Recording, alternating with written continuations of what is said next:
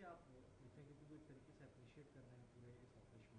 नहीं, ऑपरेशन तो अंदर जाकर के हमने जवाब देने का काम किया, सेना ने पराक्रम दिखाने में कमी नहीं रखी, इसमें कोई दो राय नहीं। लेकिन अचानक एक तीसरा मुल्क ये कह दे कि साहब हमने सीज फायर कर दिया, बाहर से पता चले कि सीज फायर हो रहा है, और उसके बाद अमेरिका फिर ये सुबह फिर ट्वीट करके कहें कि मैं 1000 साल पुराना कश्मीर का मसला सुलझा दूंगा, मध्यस्थता। हमने क्या शिमला समझौता तोड़ दिया? तो हम पूरा देश जानना चाहता है पहलगाम के कातिलों का क्या हुआ, कहाँ है वो पहलगाम के कातिल, उनका मारा जाना जरूरी है। सेना ने घुस करके पाकिस्तान के अंदर जवाब दिया था और अचानक एकदम ब्रेक लग गया, तो पता तो चलना चाहिए देश को कि क्या हुआ, ऐसा क्या कारण हुआ। हमारा तो मॉरल बहुत हाई है, हमारी देश की सेना का मॉरल बहुत हाई है, एकदम ब्रेक लगा दिया। तो ये सब चीज़ें सवाल पैदा कर रही हैं, जो इसलिए कह रहे हैं कि प्रधानमंत्री, जब देश के प्रधानमंत्री के लिए सारे देश ने एकजुटता के साथ कहा कि हम साथ हैं, विपक्ष ने कहा कि आपके हर फैसले के साथ हैं, तो ये इतना बड़ा फैसला हुआ, क्या इस फैसले की जानकारी नहीं होनी चाहिए? और तीसरे देश की मध्यस्थता हम क्यों स्वीकार करेंगे? कश्मीर हमारा था, हमारा रहेगा। हम कश्मीर के ऊपर क्या बात करेंगे अमेरिका से? हम कश्मीर के ऊपर बात करने को क्यों तैयार होंगे? इसीलिए बार बार कह रहे हैं कि इंदिरा जी बहुत याद आती है।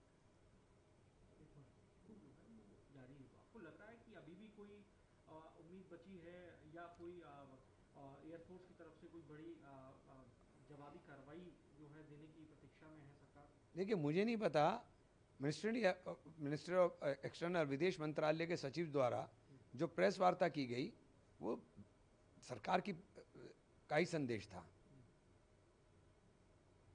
तो मुझे नहीं, अब इसीलिए तो कह रहे हैं कि चाहते हैं कि सत्र बुलाइए और बताइए सबको कि क्या है क्या नहीं, वस्तु स्थिति से अवगत कराइए, जब सब आपके साथ खड़े थे।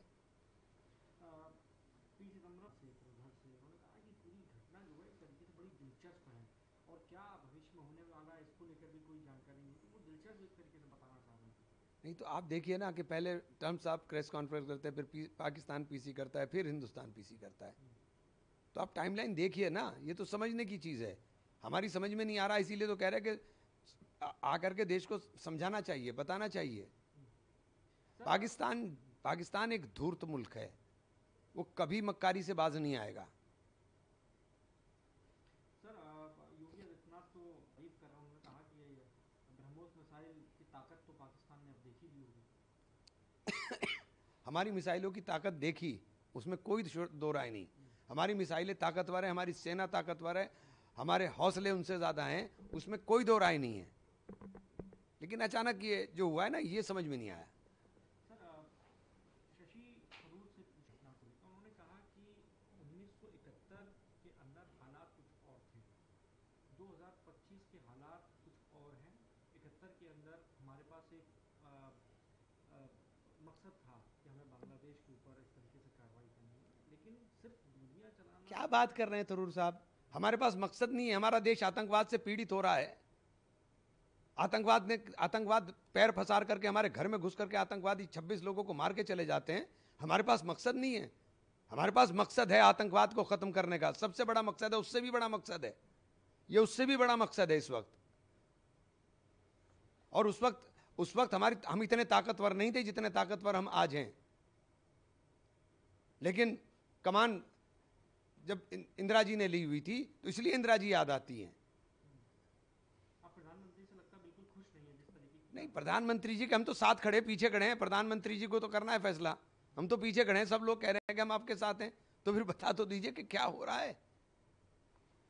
अभी तक ब्रीफिंग भी उनकी तरफ से नहीं हुई है, आपने जो स्पेशल सेशन की भी मांग की है, क्या मांग रखते हैं? होना नहीं चाहिए, देखिए सेशन होना चाहिए, उसमें चर्चा होनी चाहिए, बात होनी चाहिए। देश को जानने का अधिकार है, देश को अधिकार है इस बात को जानने का। पुलवामा पहलगाम के कातिलों को सजा मिलनी चाहिए, वो दिखाई देने चाहिए कहां गए पहलगाम के कातिल, उनको सजा मिलनी है। उनकी सजा पूरी हो गई।